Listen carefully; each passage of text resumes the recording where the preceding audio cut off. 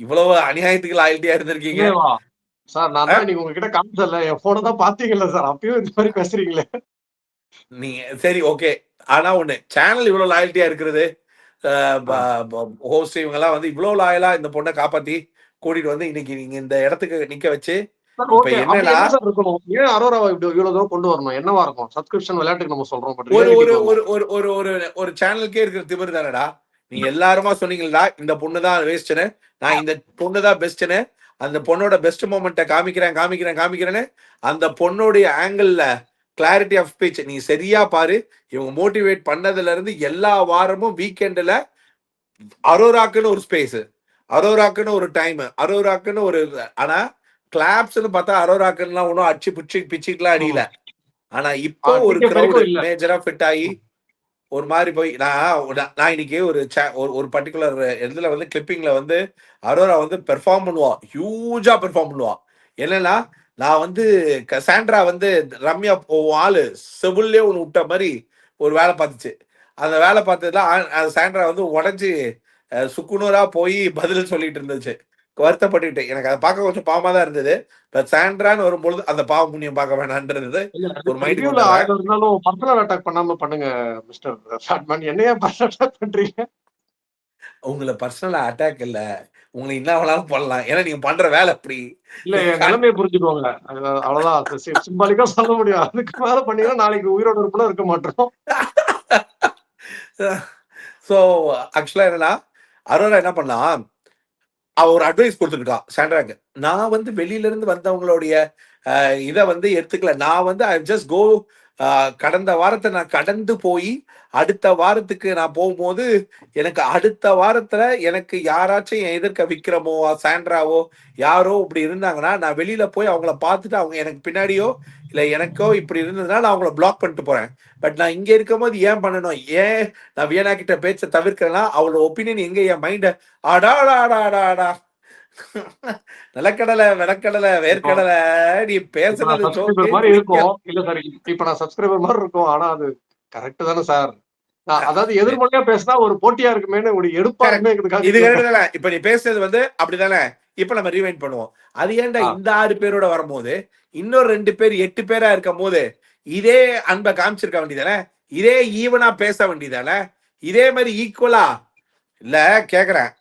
இந்த நியாயம் பேசுற வாயி இதே ஈக்குவலா ஒருத்தங்க வந்து சொல்றாங்க, திவ்யா இந்த மாதிரி தலைவலி ஒத்த தலைவலி தாங்கவே முடியல அப்படின்னா, அப்பா என் தலைவலி வெளில போயிடுச்சுப்பா அப்படின்னாங்க. உன் தலைவலி வெளில போயிடுச்சுன்னா அடுத்த வாரம் ஏதாவது ஸ்பெஷல் என்ட்ரின்னு கொடுத்தா அப்படின்னா கேலண்டர்ல இருந்தே தூக்கிட்டாங்க, கண்டிப்பா வராது. இந்த வன்மம் இருக்குல்ல, இந்த வன்ம வாயி வினோத், அதாவது நல்லா பாரு, வினோத்தை டிவைட் அண்ட் கான்குயர் பண்றதுக்காக வினோத்தை பத்தி பேசுறது. வினோத் இருக்கும் போது பேச மாட்டான்.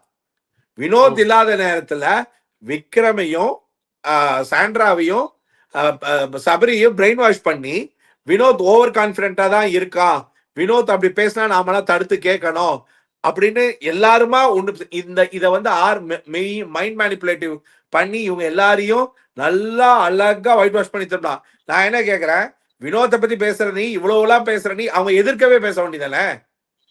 இப்ப இதெல்லாம் பாயிண்டா ரெடி பண்ணிட்டு சாட்டர்டே போய் வினோத்தை பத்தி பேசிக்கலான்றதுக்கு அந்த ஒரு விஷயம் பண்றதுக்கு தான் இவன் வச்சான் ட்விஸ்ட். நீ ஏன் தூக்கிட்டு போ கப்பு, எனக்கு அது தேவையில்லைன்னு அவன் பெரிய தூக்கிட்டான். ஆனா இந்த மாதிரியான கேவலமான வேலைகளை தான் அரோரா பண்ணிட்டு இருந்தது. அரோராக்கு முதல்ல 50 நாள்ல துஷாரோட கேப்டன்ஷிப் எப்படி போச்சு? துஷாரோட கேப்டன்ஷிப் போனதை வந்து நம்ம இல்ல பகிரங்கமா துஷாரோட மேட்டரை ஃபர்ஸ்ட் ஓபன் பண்ணதே சேனல் தான். எனக்கு தெரிஞ்சு அரோரா வந்து இப்ப ஒரு கேமை எக்ஸ்போஸ் பண்றன்ற பேர்ல ஒரு விஷயத்த பண்றதுல அவளுக்கு ரொம்ப சேஃபா யார் யாருக்கெல்லாம் காயினை வச்சு நகர்த்துறானா, அரோரா வந்து சாண்ட்ரா கூட டைம் ஸ்பெண்ட் பண்ணி திவ்யாவை ஒதுக்குறா, வினோத்தை ஒதுக்குறா, விக்ரம வச்சுக்கிறா.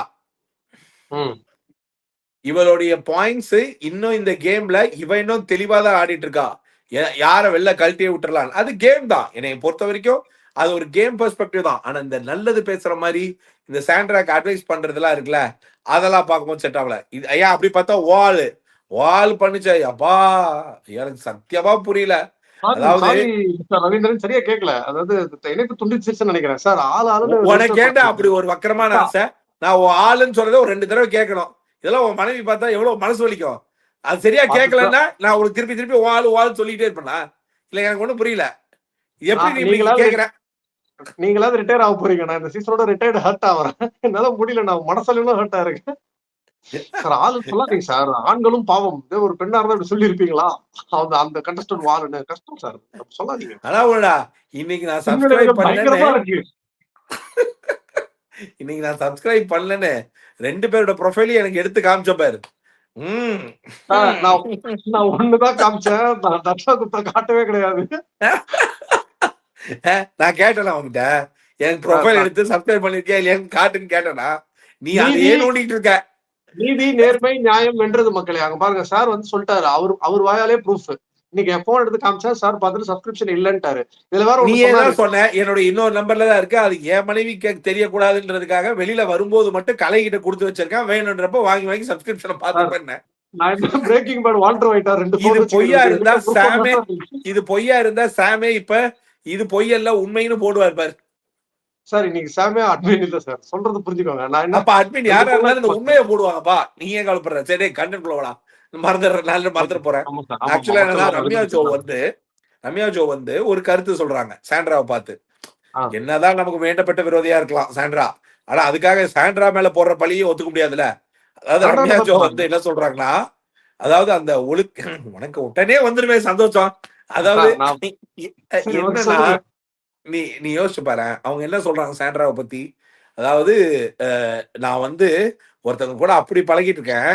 அப்படி பழகுற அவங்க வந்து என்னைய பார்த்து பாம்பு அப்படின்னு சொல்லிட்டாங்க. இது வெளியில பார்த்தோன்னே என் மனசு உடஞ்சு சொக்கு 100 ஆகி 200 ஆகி 300 ஆகின்னு நிறுத்துமா. சாண்ட்ராவை வந்த நாள்ல இருந்து நீ பழகவே இல்லை. அந்த ஒரு வாரத்துல நீங்க எல்லாம் சேர்ந்து ஒரு டீமா இருக்கும் பொழுது அந்த ஒரு டீம்ல அவங்களுக்கு விக்ரம பிடிக்காததுனால நீ சொன்ன ஆளுக்கு அவங்க ஓகே சொல்லி நீ வன்மத்தை தீர்த்துக்கோன்னு சொல்லி விட்டாங்க. சரியா? அந்த ஒரு காரணத்துக்காக, அதாவது குறிப்பா பிரஜினை வந்து பெஸ்ட் பெர்ஃபார்மர் வாங்க வைக்கணும்ன்ற ஒரே ஒரு காரணத்துக்காக உன்னோட நட்பு அவ்வளவுதான். அந்த பொண்ணு வந்து சாண்ட்ரா யாருன்றது சாண்ட்ரா உலகத்துக்கே காமிக்கிற மாதிரி தான் இருக்கு. அந்த வீட்டுக்குள்ள எல்லாம் தெளிவா தான் எல்லாருக்கும் புரிஞ்சுது. இந்த பொண்ணு வந்து என்னமோ பின்னாடி பேசுனது நான் பார்த்துட்டு நீ பேசுனது மட்டுமே இந்த வீட்டுக்குள்ள இருக்கிறவங்கள நீ குட்டி சாத்தான்னு பார்வதிய சொன்ன. இந்த சபரிய உங்க அண்ணனை பத்தி நீ என்னென்ன சொன்ன, கனிய பத்தி நீ என்ன சொன்ன, இப்படி ஒவ்வொருத்தரும் வெளியில போய் பார்த்துட்டு வந்தா அவங்க காரி தான் துப்பணும். என்னமோ நீ ஏதோ பெருசா வெளியில யாருமே பண்ணாததை நீ வந்து பண்ணிட்ட மாதிரி வந்து உட்கார்ந்து சாண்ட்ராக்கு கிளாஸ் எடுத்துட்டு இருக்க. ஒரு நியாயம் வேணா? அந்த பொண்ணே ஆல்ரெடி வர்றவன் போறவங்க எல்லாம் வந்து வெளுன்னு வெளுத்துக்கிட்டு தான் இருக்கான்.